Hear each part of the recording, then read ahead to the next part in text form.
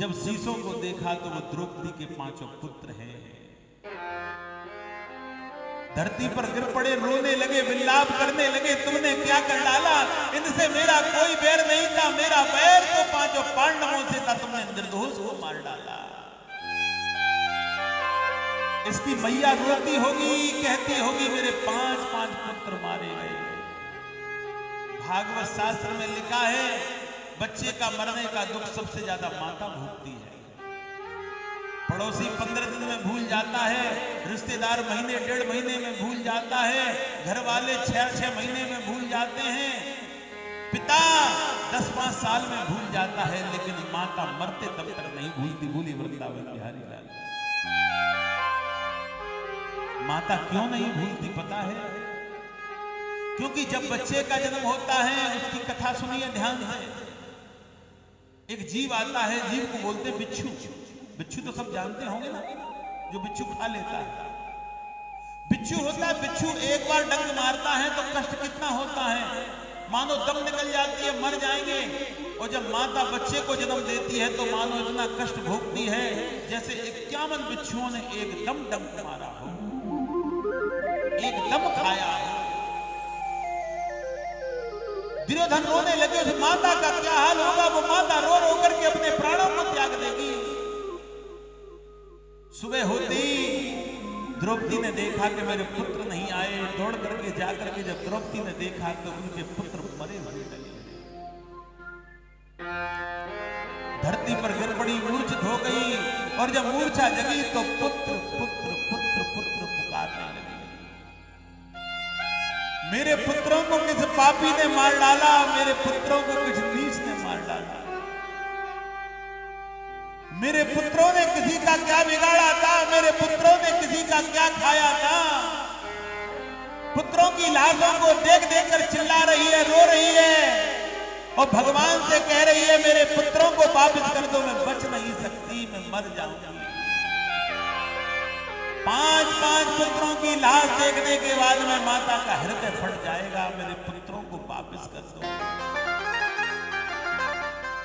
और रो रही है, आवाज लगा रही है, कहां को गए मेरे ओरे लाडीले, मैया तुम्हारी बिलकती नहीं है, मैया तुम्हारी बिलकते रहे, लौटिया मत जा, लौटिया मत जा, लौटिया मत जा, लौटिया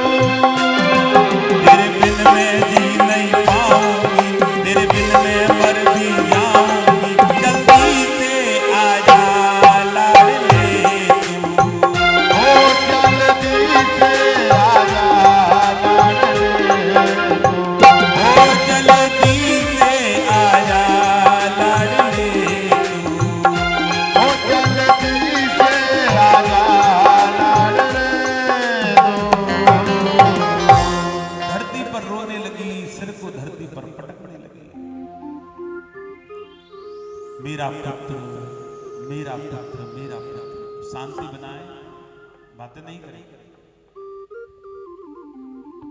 मेरा पुत्र चिल्ला रही है। पेट में घुसा भी मानती हैं कि इस पेट का कैसा भाग्य था जो बेटे को जन्म भी दिया और बेटा मर भी गया। रो रही है। थोड़ी सी देर में अर्जुन आ गए। अर्जुन को देख करके कहने लगी कि तुम्हारे लिए धिक्कार है। तुम कहते हैं कि मेरे बाण के आगे कोई आ नहीं सकता, मैं बहुत बड़ा योद्धा हूं। आज तुम्हारे घर में घुस करके मेरे पुत्र को कोई मार गया। कैसे हो तुम? आहा, ध्यान से सुनना, ये कथा आपको बहुत लाभ देगी, क्योंकि गर्मी ज्यादा है ना, कष्ट भी मिल रहा होगा बॉडी को, और जिस चीज को कष्ट मिलता है वो लाभ भी बहुत ज्यादा देता है। बोली वृंदावन बिहारी। हाँ, आज श्री सुखदेव जी कहने लगे कि हे राजन, ध्यान से सुन।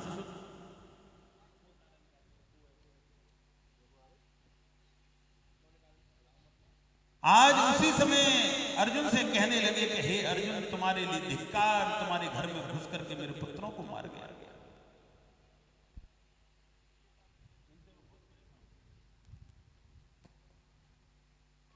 आज उसी समय अर्जुन ने अपने धनुष पर बाण चढ़ा लिया, और जब धनुष पर बाण चढ़ा करके कही कि जाइए, जिसने और द्रौपदी के 5 पुत्रों को समाप्त करके आया है उसे मार करके आया। आज बाण चल दिया, और जब आज बाण चल दिया और बाण चलते ही आज गुरुपुत्र अश्वत्थामा की ओर चला, तो गुरु अश्वत्थामा को पता चल गया।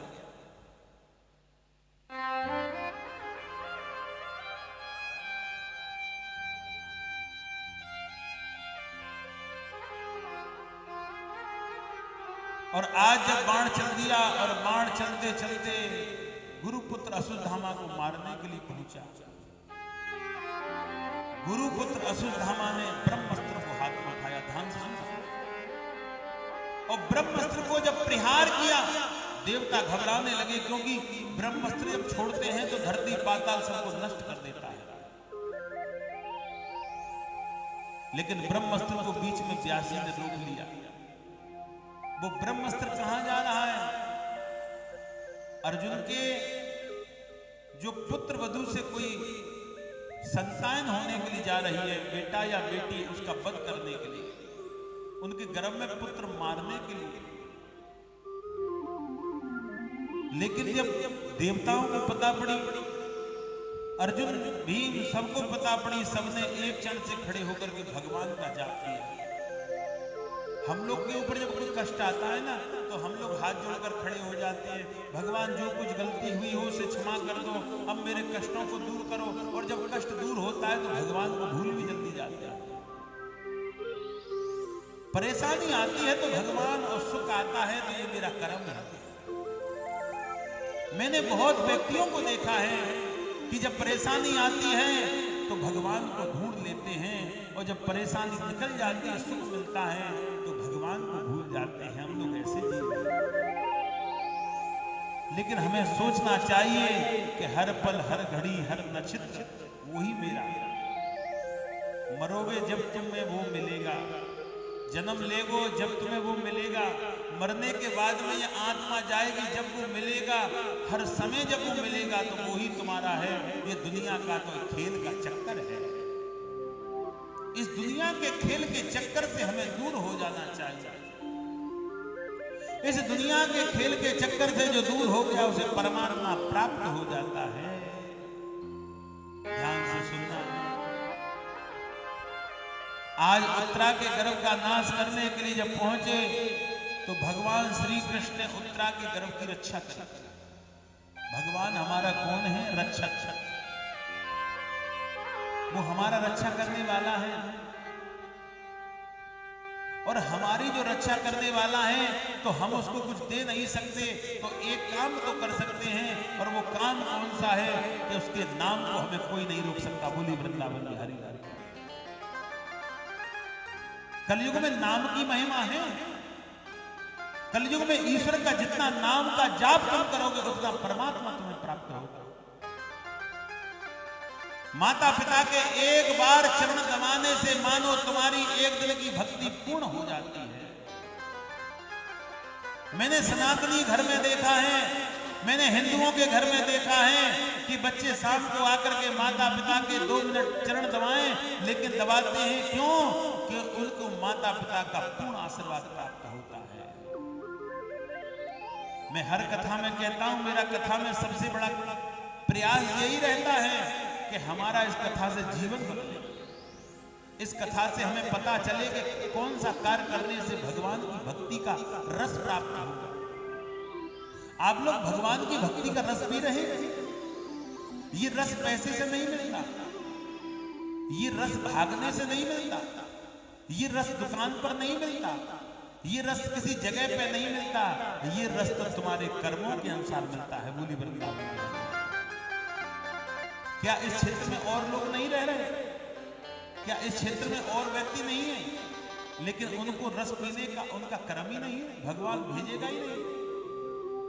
तुम कभी भी कथा सुनने के लिए आओ, अगर भगवान को तुम्हें नहीं सुनाना तो कोई ना कोई परेशानी आ जाएगी। घर से फोन आ जाएगा या कोई दिक्कत हो जाएगी या सिर में दर्द या कुछ भी बॉडी में परेशानी, और तुम वापस लौट जाओगे, क्योंकि भगवान अपने मंदिर में उसी को बुलाता है जो उसका होता है। बोली वृंदावन।